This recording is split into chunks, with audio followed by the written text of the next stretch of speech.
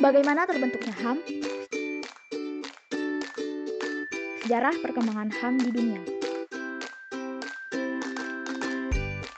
Seorang filsuf Inggris pada abad ke-17 bernama John Locke merumuskan adanya hak alamiah yang melekat pada setiap manusia, yaitu hak atas hidup, hak kebebasan, dan hak milik.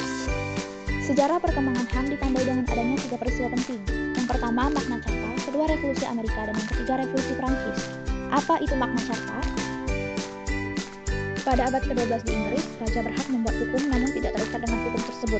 Pada tahun 1215 Masehi, para bangsawan menyadari ketidakadilan dan melakukan penuntutan dengan cara menekan raja, sehingga melahirkan piagam yang bernama Magna Carta, berisi tentang larangan penghukuman sewenang-wenang, penahanan tanpa pengadilan, serta perampasan hak milik perseorangan tanpa pembelaan. Hal ini menjadikan HAM mulai berjalan di lingkungan mereka. Selanjutnya, Revolusi Amerika. Pemikiran-pemikiran Jean-Jacques Rousseau, John Locke, dan Montesquieu tentang HAM dimuat dalam dasar negara secara resmi pada tanggal 4 Maret 1789 di American Declaration of Independence. Deklarasi lain yang menyerahkan HAM beserta perlindungannya yaitu The French Declaration 1789 sebagai dasar the rule of law, adanya kebebasan beragama, kebebasan atas hak milik, hingga kebebasan memilih kewarganegaraan dijamin oleh negara. Dan Revolusi Prancis, bentuk perlawanan kepada Raja Louis XVI yang bertindak sewenang-wenang dan memerintah secara absolut sehingga menghasilkan Declaration Droits de l'Homme et du Citoyen atau pernyataan hak-hak manusia dan warga negara yang memuat 3 hal: hak atas kebebasan, kesamaan atau equality, dan persaudaraan atau fraternity.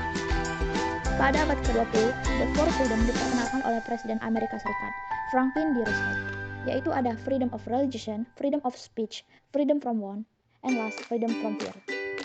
Sebagai postnote, pada tanggal 10 Desember telah ditetapkan sebagai Hari Hak Asasi Manusia Sedunia dengan puncak sejarah penegakan HAM dunia ialah Universal Declaration of Human Rights. Lalu, bagaimana dengan HAM di Indonesia? HAM di masa pemerintahan Indonesia. Pada masa demokrasi parlementer, HAM tercantum dalam pasal 27, tanggal 31 Undang-Undang 1945. Saat perancangan naskah UUD terdapat perbedaan pendapat mengenai peran HAM dalam negara demokratis. Declaration des Droits de l'Homme et du Citoyen 1789 berdasarkan individualisme dan liberalisme, dan karena itu bertentangan dengan asas kekeluargaan dan gotong royong.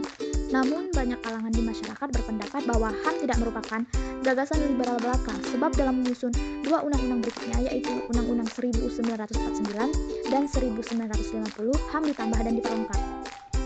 Lalu pada masa demokrasi terpimpin, HAM mengeluarkan pendapat secara berangsur mulai dibatasi. Sementara itu pemenuhan HAM ekonomi diabaikan. Tidak ada garis jelas mengenai kebijakan ekonomi. Pada masa demokrasi Pancasila, adanya upaya menambah jumlah HAM yang termuat dalam UUD melalui suatu panitia Majelis Permusyawaratan Rakyat Sementara atau MPRS, rancangan piagam hak-hak asasi manusia dan hak-hak serta kewajiban warga negara untuk dibahas dalam sidang MPRS 5 tahun 1968. Tetapi karena masa sidang yang telah ditetapkan sebelumnya sudah berakhir, maka rancangan piagam tidak jadi dibicarakan dalam sidang pleno.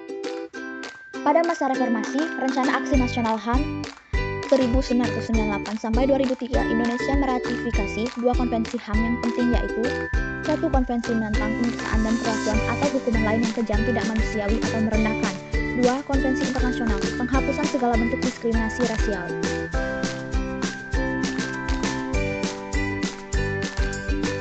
Kita beralih ke beberapa pelanggaran HAM di Indonesia.